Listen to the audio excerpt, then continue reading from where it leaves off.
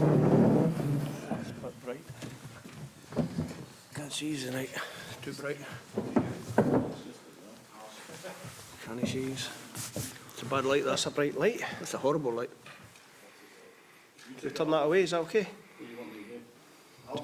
Can I do that? Sometime. Perfect.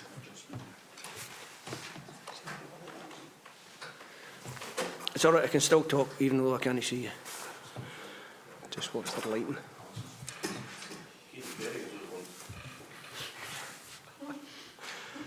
Better, thank you. Better, magic. Yeah.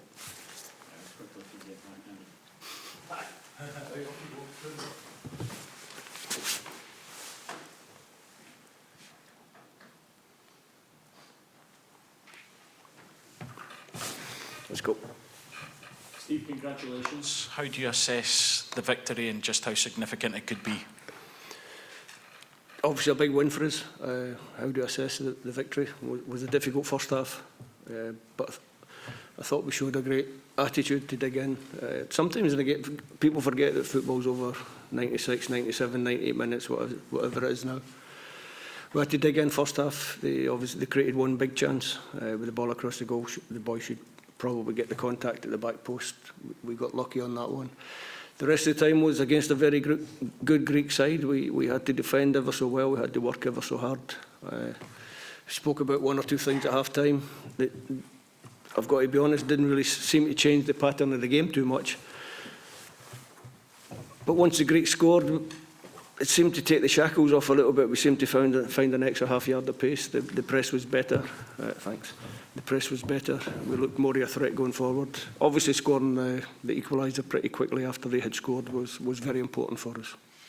What does it say, given what's happened at Hampden this year in the last couple of games, what does that say about the character to go behind against a Greek team who we know what can do here and then go on and win the game? No, I've spoken always about the character and the attitude of this group. The Scottish public should love to have them because they never know when they're beat. They want to be remembered as a really successful group of players. Hopefully they're on the way to do that to get to another tournament. But it's 3 points. We have another game on Sunday. We have to make sure we get 3 points there as well. So we're still focused on where we're trying to get to.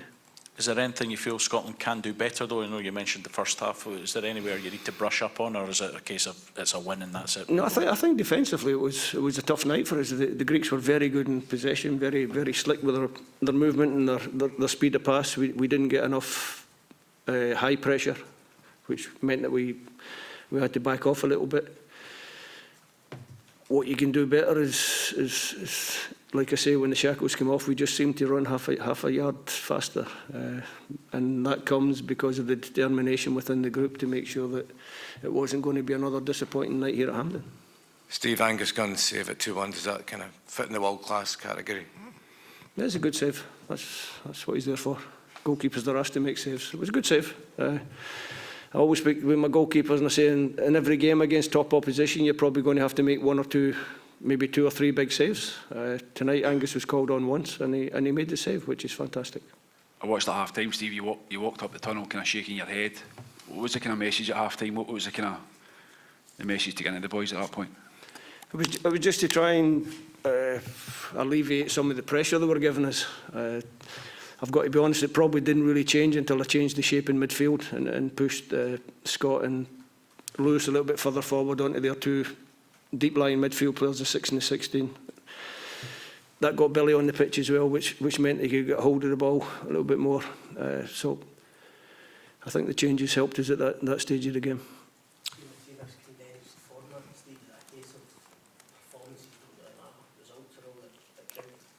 It doesn't matter if it's condensed or if it's elongated. Results are the only thing that qualify you for a major tournament. And I think that's one of the things that this group of players understand. You have to get the points when the points are there to be taken. I thought when it went 1-1, they could smell a chance to win the game, and they grabbed it with both hands. So that's really good. Steve, how is Aaron Hickey? He just tweaked his. Aaron was actually a little doubt for the game coming in with a small injury to his knee. And I think he's just aggravated. I don't know for sure. So I'm probably better not saying anything because I don't know for sure whether he aggravated it or not. But that was the reason I called Max into the squad as cover. So I would think that Aaron will be doubtful for Sunday's game.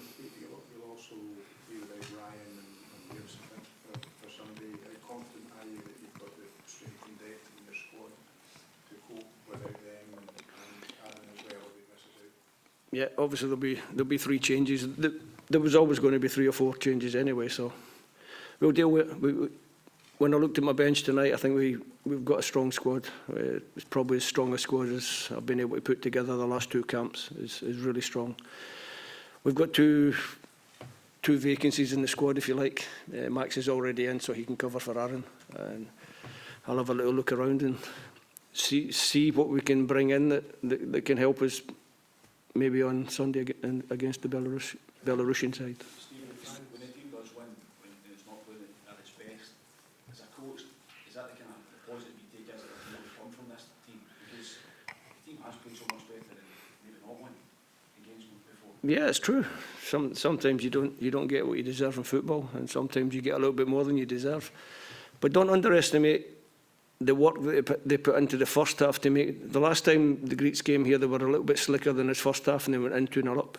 This time they're a little bit slicker than us. We went in at half time 0-0. We didn't give a goal away in the first 10 seconds of the second half. That helps. It took them a little bit longer to get themselves in front. So understand that football's a 97, 98-minute game now. Sometimes it's even more.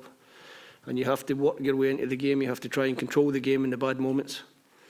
And that's what we did tonight. And in the bad moments, we worked ever so hard to keep the game level or keep the game tight. And then we managed to get the goals that got us the win.